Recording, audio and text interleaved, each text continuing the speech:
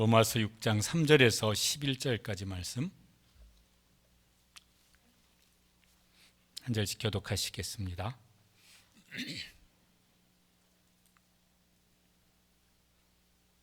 제가 먼저 읽겠습니다. 무릇 그리스도 예수와 합하여 세례를 받은 우리는 그의 죽으심과 합하여 세례를 받은 줄을 알지 못하느냐?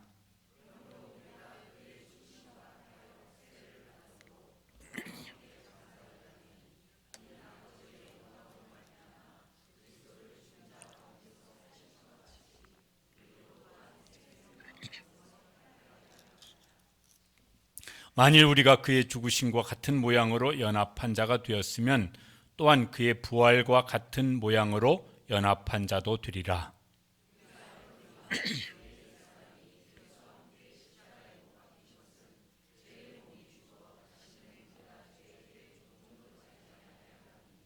이는 죽은 자가 죄에서 벗어나 의롭다 하심을 얻었습니다.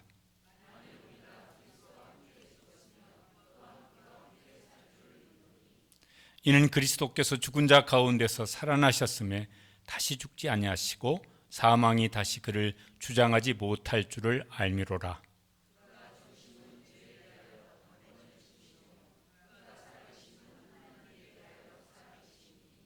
함께 읽으시죠. 이와 같이 너희도 너희 자신을 죄에 대하여는 죽은 자요 그리스도 예수 안에서 하나님께 대하여는 살아있는 자로 여길지어다. 아멘. 지난 주간과 오늘 주일은 교회 절기에서 가장 중요한 그런 절기입니다. 지난 주간은 예수님이 고난당하시고 죽으신 것을 기념하는 고난 주간을 우리가 보냈습니다. 오늘은 이제 예수님께서 죽음을 이기시고 부활하신 부활주일이고 우리가 이제 부활절 감사 예배를 드립니다. 예수님께 일어난 일입니다. 죽으신 것이나 부활하신 것이나. 그런데 이제 그 예수님께 일어난 일이 세상 사람들에게는 무슨 상관이 있나? 오늘 예배 드리는 우리에게는 무슨 상관이 있나? 그게 무슨 상관이 없다고 그런다면은 굳이 2000년 전 예수님이 죽으시고 부활하신 것을 1년, 2년도, 10년, 20년도 아니고 2000년 지난 우리가 무슨 기념할 이유가 마땅히 없을 것 같습니다. 무슨 상관이 있는가? 오늘 이제 로마서 말씀은 크게 이제 어떤 깊은 관계가 있고 그렇다면 이제 오늘 이제 우리는 뭐 어찌 살아야 된다는 건가? 이런 걸 이제 말씀해주고 있습니다. 예수님을 믿으면은 예수님과 굉장히 특별한 이제 관계가 되어집니다. 예수님을 믿는다고 하는 말이 좀 더 이렇게 정확하게 표현하자면은 구주 예수 그리스도를 믿는 것이에요. 구주란 말이 우리의 구원자와 우리의 주인이란 말이죠. 그 두 가지를 합친 것입니다. 그러니까 예수님께서 내 죄를 대신 짊어지시고 죽으신 구원자요. 그분은 하늘과 땅에 속한 모든 권세를 위임받으신 분이신데 천지 만물을 지으시고 우리의 삶을 평생토록 영원토록 주관하시는 주인이세요. 주권자세요. 그걸 이제 예전에는 몰랐습니다. 그런데 복음을 듣고 예수님이 나의 구원자이시구나. 예수님이 내 인생의 주, 로드, 킹, 왕. 내가 몰랐었는데 그래서 내 인생의 주가 난 줄 알고 살았는데 아니었구나. 그래서 예수님이 나의 구원자요. 내 인생의 주라고 복음을 듣고 깨달았어요. 그래서 예수님을 믿습니다. 나의 구원자와 내 인생의 주로 믿습니다. 구주로 믿습니다. 그게 예수님을 믿는다는 말입니다. 그런 사람은 이제 특별한 이제 관계가 예수님과 맺어져요. 그러니까 예수님을 나의 구주로 믿는다고 하는 건 내 인생에 생각하면은 생각할수록 아주 혁명이 일어난 것이에요. 왜? 내 주가 바뀌었으니까.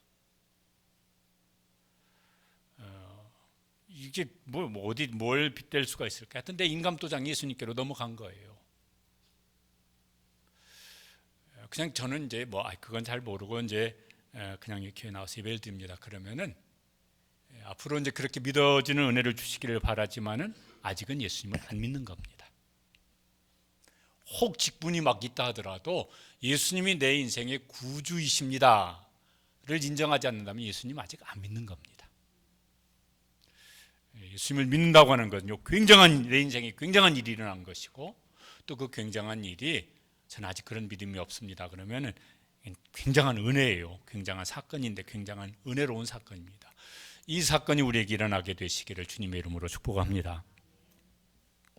무슨 관계냐면은 3절 말씀에 3절을 다시 읽어보시겠습니다. 무릇 그리스도 예수와 합하여 세례를 받은 우리는 그의 죽으심과 합하여 세례를 받은 줄을 알지 못하느냐.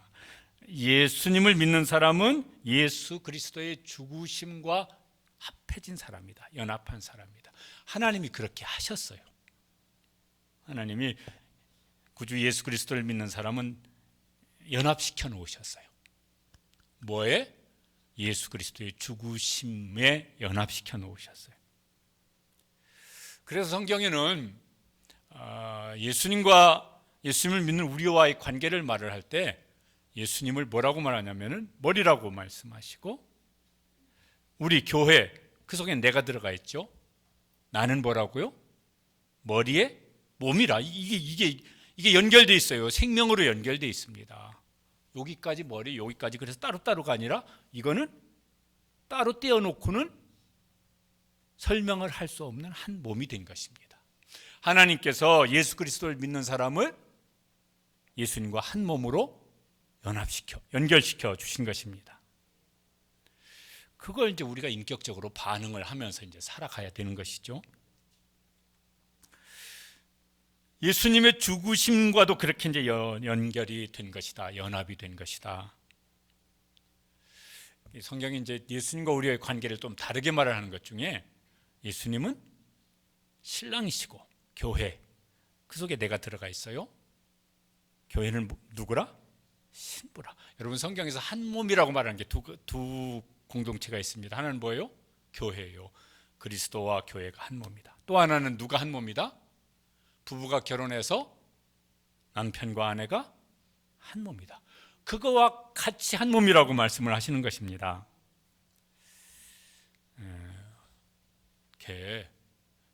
너하고 나하고 아무 상관이 없는 사람인데 결혼을 했어요. 그럼 특별한 관계가 되어져요. 한 몸이라고 해요. 둘이 한 몸을 이룰지로다. 하나님께서 그렇게 여기세요. 너희는 이제 한 몸이다. 법적으로도 결혼해서 혼인신고하면은 아주 특별한 관계가 되어져요. 이게 막 서로 어떤 책임과 의무를 갖는 관계가 되어집니다. 실제 생활도 뭐예요? 함께 살아요. 같이 밥 먹고 한 집에 살고, 돈 벌었는데 네 돈 내 돈 합해가지고 함께 생활을 하고.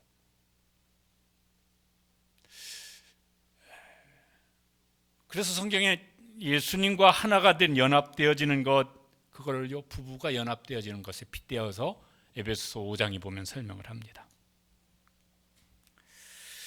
예수님과 연합은 예수님의 죽으심과 연합이다. 또 그 4절에 보면은 그걸 강조하기 위해서 저렇게도 말씀하셨어요. 4절 읽어보시죠. 우리가 그의 죽으심과 합하여 세례를 받음으로 그와 함께 장사된 일. 저게 뭐예요? 완전히 죽었다는 것을 이제 말을 하는 것입니다. 예수님이 내 죄를 대신 짊어지시고 죽으셨어요. 그때 예수님을 믿기 이전 죄인이었던 나, 죄를 좋아하고 죄와 어울려서 살았던 나는 죽었다. 하나님이 그 사람의 신분을, 예수 믿는 사람 신분을, 너는 죄에 대해서는 죽은 사람 신분이다. 하나님이 그렇게 신분을 바꿔 놓으셨어요. 그렇게 규정해 놓으셨습니다. 이것도 이제 이렇게 하면 이해가 하는데 도움이 될지 모르겠어요. 옛날 애인이 있었어요. 결혼하기 전에. 그런데 이제 그 애인하고 결별을 하고 새로 사랑하는 이 남자하고 혹은 이 여자하고 결혼을 했어요. 그래서 이제 부부가 되었습니다. 그런데 이제 결혼을 해서 이제 새로운 이제 부부가 한 몸이 됐는데 아직도 내 마음속에 옛날 애인이 살아있어요. 자기 남편 얼굴 쳐다보고 있는데 그 얼굴 뒤에 옛날 남자가 이렇게 아른아른하고 있어요.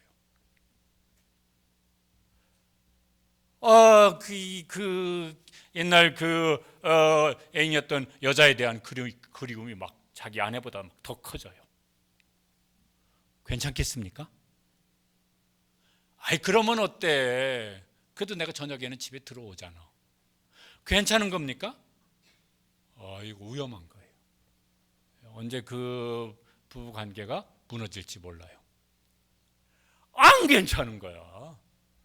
지금 뭘 말씀하냐면 예수님께서 우리가 예수님을 믿기 전 죄인이었을 때 죄를 당연하게 여기고 그걸 즐기기도 하고 어쩔 수가 없지 뭐 이러면서 살았던 그 나는 죽은 거라고. 너는 그에 대해서 죽은 사람이라고. 예수님 죽으실 때 너도 예수님과 연합된 너도 죽었다고. 그 표시로 이제 뭐냐면은 세례를 받는 거예요. 이제 장로교 또 뭐 이렇게 교단에 따라서 이제 세례를 베푸는 교단이 있고 침례를 베푸는 교단도 있어요. 침례교나 순복음 교단은 물속에 쑥 들어갔다 나오는. 저는 어렸을 때 침례교를 다녔는데 이때 부활주일 때 저수지에서 침례를 받았습니다. 추워서 죽는 줄 알았어요. 이렇게 성부와 성자와 성자와 끄집어 올린 다음에 다시 성부와 성자와 그 다음에 끄집어 올린 다음에 다시 성령의 이름으로 침례를 주라. 세례는 씻음을 강조하는 의미가 있다면 침례는 물속에 들어간 것을 죽음의 의미로 설명을 이제 했습니다. 두 가지가 다 중요한 의미고 그것도 이제 뭐 이렇게 저렇게 하는 것이 다 성경에 용인되어지는 거라서 뭐는 옳고 뭐는 그러다 이럴 것은 아니겠지만은 죽은 거야. 나는 하나님께서 너는 옛사람 그 죄를 따르던 그 사람 너는 죽었다. 하나님이 그렇게 우리 신분을 바꿔놓으시고 나도 여기 11절처럼 그런 사람으로 여길지어다. 나도 그런 사람으로 나를 그렇게 생각하는 거예요. 자기 인식을 그렇게 하는 것입니다.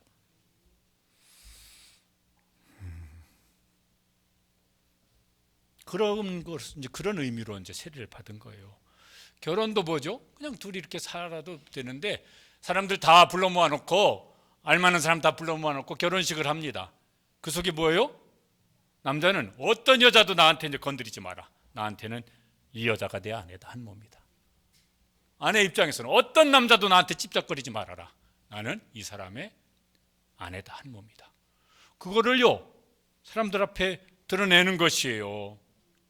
여기 이제 세례를 받으신 성도들은 혹은 세례받고 입교하신 분들은 죄에 대해서는 죽고 예수 그리스도와 연합됐는데 나는 그런 사람이다. 하나님이 그런 사람으로 인정하시고 나도 그런 사람으로 나를 받아들였다. 이제 그렇게 깨닫고 세례의 의미를 생각하게 되시길 바랍니다. 예수님의 부활에도 연합된 사람이다. 5절에 보면은 예수님이 죽으시고 부활하셨거든요. 그래서 예수님의 죽으심에도 연합되었을 뿐만 아니라 또한 그의 부활과 같은 모양으로 연합한 자도 되리라. 예수님을 믿으면은 하나님께서 예수님을 죽은 자 가운데서 다시 살리셨습니다. 그 부활 생명을 예수님과 연합된 사람에게도 뭐예요? 주세요. 그래서 예수 믿는 사람 속에는 이게 무슨 뭐처럼 이렇게 물건처럼 보이지 않지만은 예수님의 부활 생명을 예수님과 연합된 사람에게 하나님께서 그에게도 뭘 주셨다고요? 예수님의 부활 생명을 주셨습니다. 그래서 예수님을 구주로 믿는 사람 속에는 육체의 생명만 있는 것이 아니라 또 다른 생명이 있습니다. 어떤 생명이요? 죽으시고 부활하신 예수님의 부활 생명이 있습니다. 8절에 그래서 이렇게 또 강조하여 말씀합니다. 같이 읽어보시겠습니다. 만일 우리가 그리스도와 함께 죽었으면 또한 그와 함께 살 줄을 믿노니. 여러분 그렇게 믿으십니까? 이 믿음이 이제 견고하게 되시길 바랍니다. 봄이 돼서요 이렇게 들판에 이제 씨앗 뿌리면 뭐 이렇게 싹이 나오고 풀도 씨앗이 나와요. 저거 모르는 사람은 저게 뭔지 몰라요. 뭐가 싹이 하나 나왔는데. 그런데 저걸 심은 사람은 뭐예요? 저게 곡식이라면 농부는 알아요. 지금은 요만한 싹이 하나 올라오지만은 이제 그 시간이 지나면 뭐예요? 저기서 꽃이 필 거겠고 향기가 날 것이겠고 열매를 거두게 될 것이란 걸 알아요. 그러니까 저게 생명이에요. 저 생명이 이제 드러날 거예요. 아직 다 안 드러났어. 그런데 그 싹 속에 저 생명이 이제 다 드러날 날이 곧 올 것입니다. 뱃속에 잉태를 했습니다. 저건 몇 주쯤 되면 저런 모양일지 모르겠는데 배가 좀 나온 것만 보이지 밖에서는 몰라요. 근데 산부인과 의사는 알아요. 검사해 보면은 요 속에 생명이 있는 걸. 무슨 생명을 막 12주 막 이렇게 기다리는 생명이 아니니까 낙태해도 되고 그 이후에는 생명이니까 하면 이런 것은요 사람들이 자기 편의를 위해서 자기 욕심을 위해서 만든 것이지 하나님 보시기에는 언제부터 생명이에요? 잉태됐을 때부터 생명입니다. 아직 출산은 안 했어요. 아직 무슨 밥 한 숟가락 못 먹어요. 말 한마디 못 해요. 그런데 드러날 거예요. 이제 때가 되어지면은 태어나고 때가 되어지면 자라고 때가 되어지면 사랑굿이라고 할 것입니다. 하나님이 머리이신 예수님의 부활 생명을 몸인 우리에게도 주셨습니다. 이게 최고의 소망이에요. 다 죽음을 짊어지고 삽니다. 그 죽음의 짐이 언제 우리를 꼭 누를지 몰라요. 그럼 뭐 나이 가지고도 다 모르겠고 젊었다고 또 뭐 장담할 수도 없고 어쨌든 죽음이라는 것을 다 짊어지고 삽니다. 언젠가 이제 죽음의 짐이 우리를 꾹 눌러서 그게 현실이 되게 할 것입니다. 하나님이 그렇게 하시죠. 그 다음에 소망이 뭐예요? 돈 많은 겁니까? 무슨 큰 집 사는 겁니까? 무슨 명예를 가진 것입니까? 그게 아무런 도움이 안 되잖아요.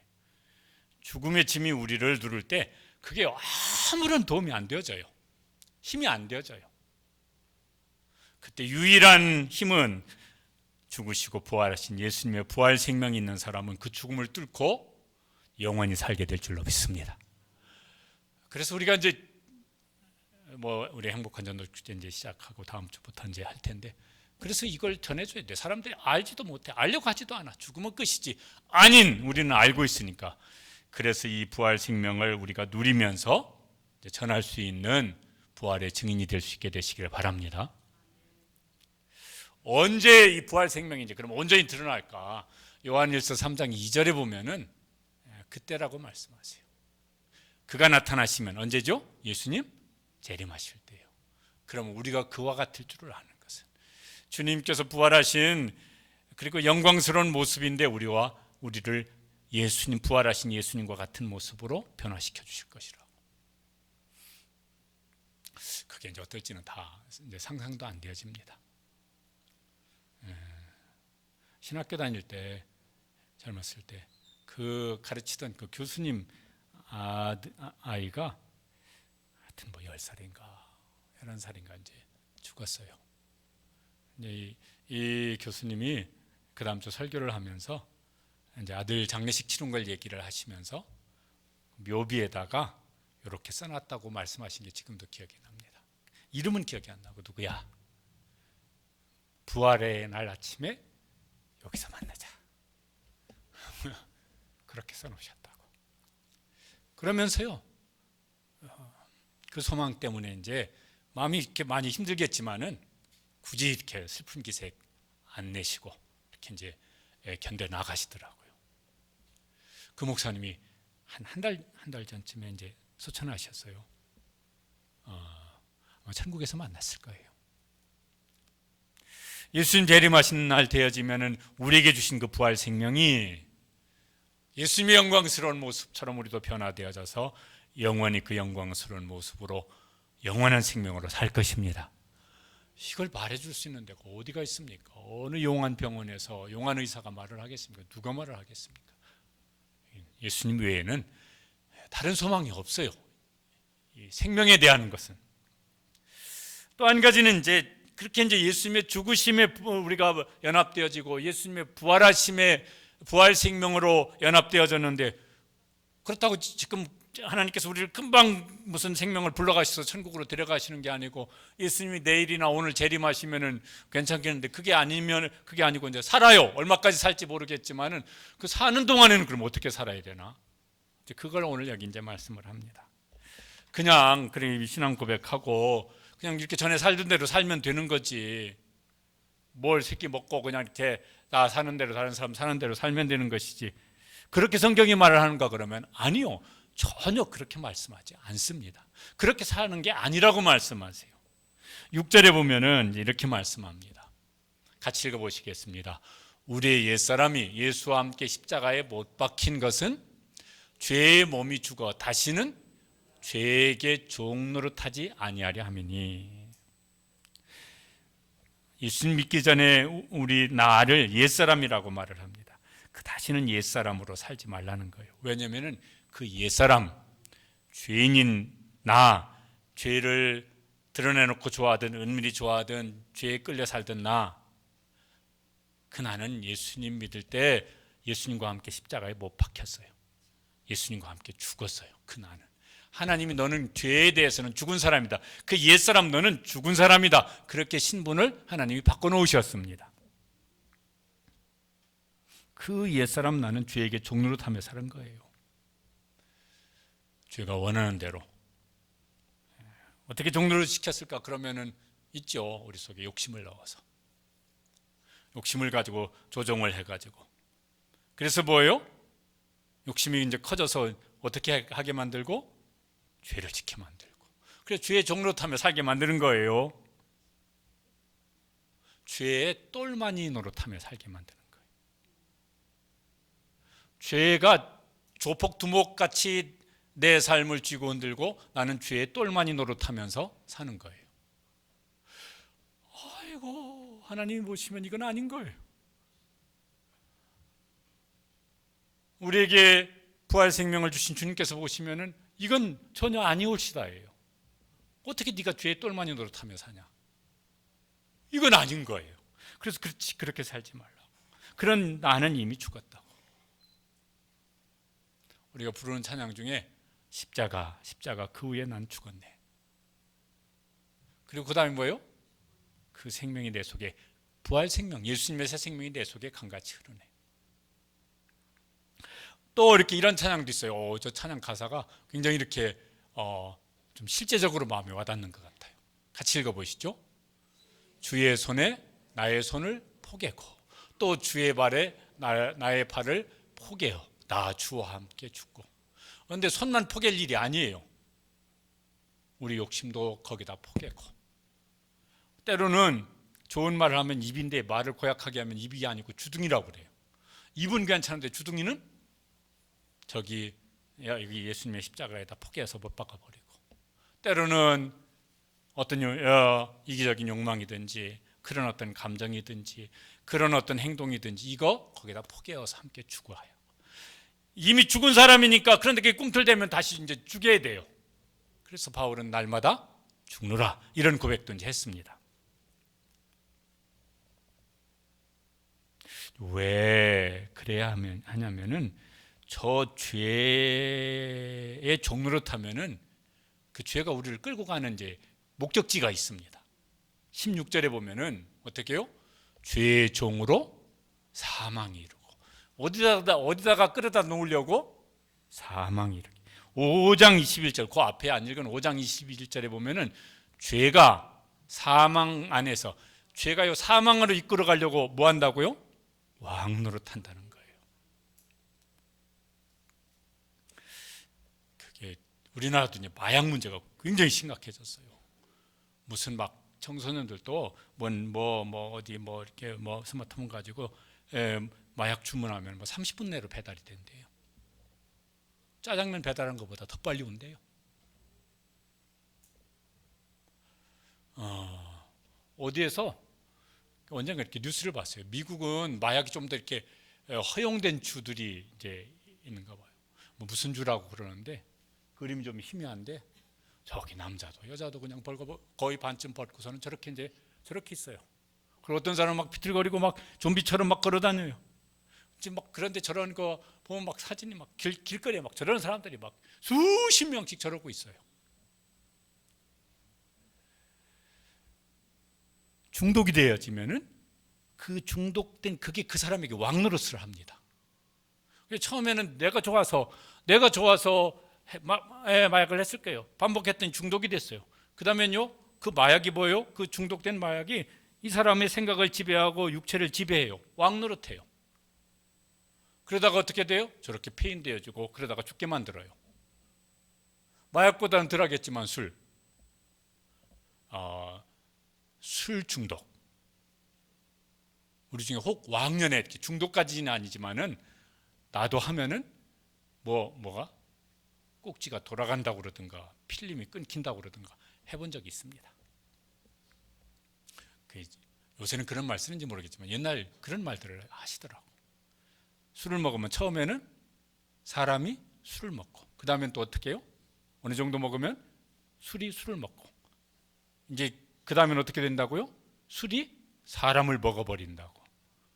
그러면 사람이 괜히 막 전봇대에다가 막 쉬하고 그 옆에다가 웩 토해놓고 아무나 붙잡고 시비 걸고 막 이렇게 해요. 사람이 사람처럼 안 해요. 그게 중독이 되어지면 이제 뭐 건강에 어디가 이제 무너지고 뭐 그러다가 이제 다른 사람보다 빨리 죽고 막 이렇게 될 거예요.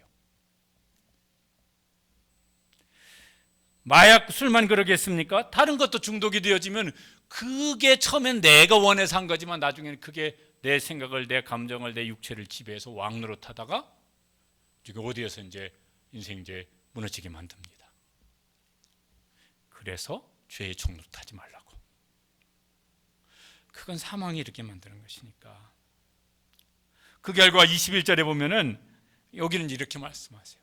그 결과가 그 열매가 무엇이냐? 그 다음 읽어보실까요? 이제는 너희가 그 일을 부끄러워하노니 이는 그 마지막이 뭐라? 사망임이라. 이제 마지막이 사망이지만 그 사망에 이르는 과정도 죽을 맛으로 살게 만들어요.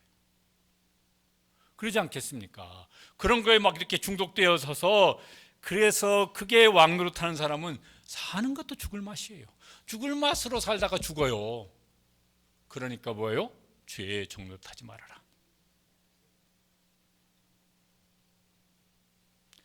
그럼 어떻게 살아야 될까? 하나님은 우리가 그렇게 살기를 원치 않거든요. 예수님이 이렇게 말씀하셨어요.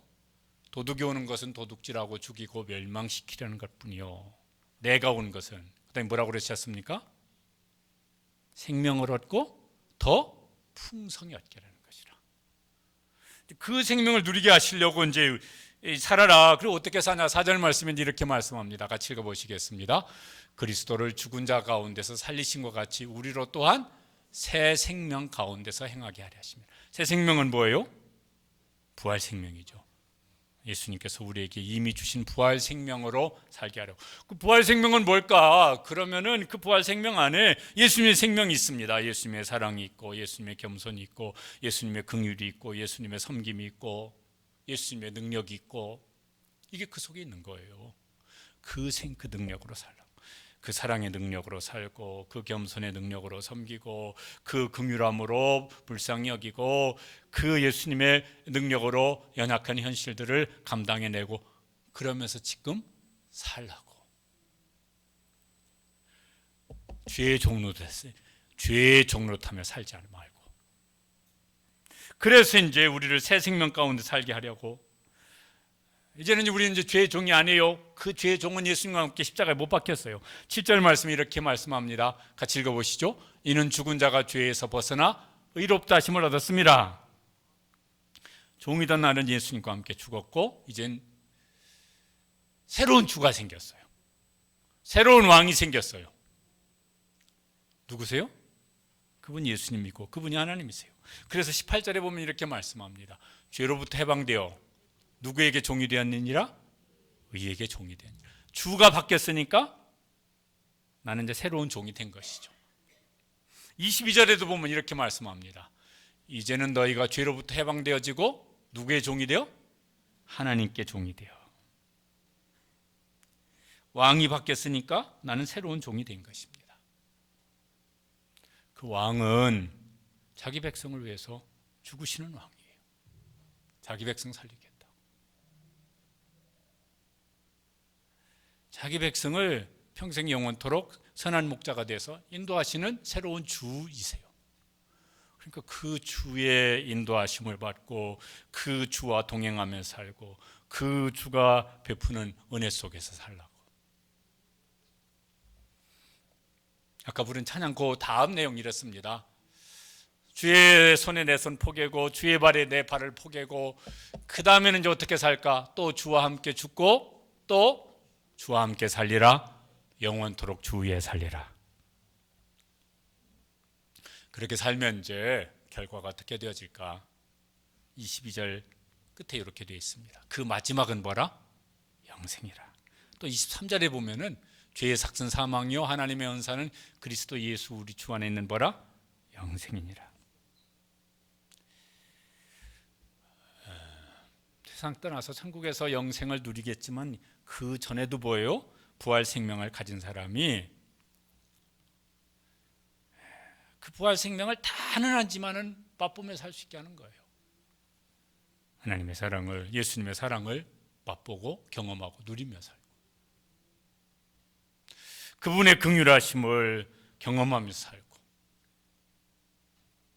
그분의 능력을 경험하며 살고 그분의 삶을 예수님과 동행하면서 예수님의 겸손으로 섬기는 그 예수님이 주시는 기쁨이 있고 예수님과 함께 십자가를 지는데 너 나를 위해서 또 내게 준 십자가 너 그렇게 수고를 마다하지 않고 지냐?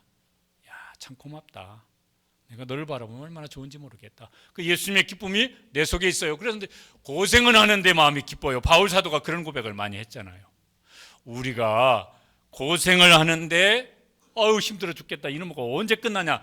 이런 고생이 아니라 그 고생이 주님과 함께 하는 고생이라서 주님이 주시는 기쁨이 있고 마음에 만족함이 있고 자긍심이 있는 이런 고생을 할 수 있게 되시기를 축복합니다. 그러면 이제 고생하면서도 이제 마음속에 내가 주님을 위해서 또 주님을 위해서 누군가를 위해서 내가 이렇게 할 수 있는 게 이게 참 복이다. 이러면 얼마나 좋겠어요. 그렇게 부활 생명을 맛보다가 주님께로 오라 하시면은 천국에 가서 또 주님 재림하시는 날 그 완전한 부활 생명을 영원히 누릴 수 있게 되시기를 축복합니다.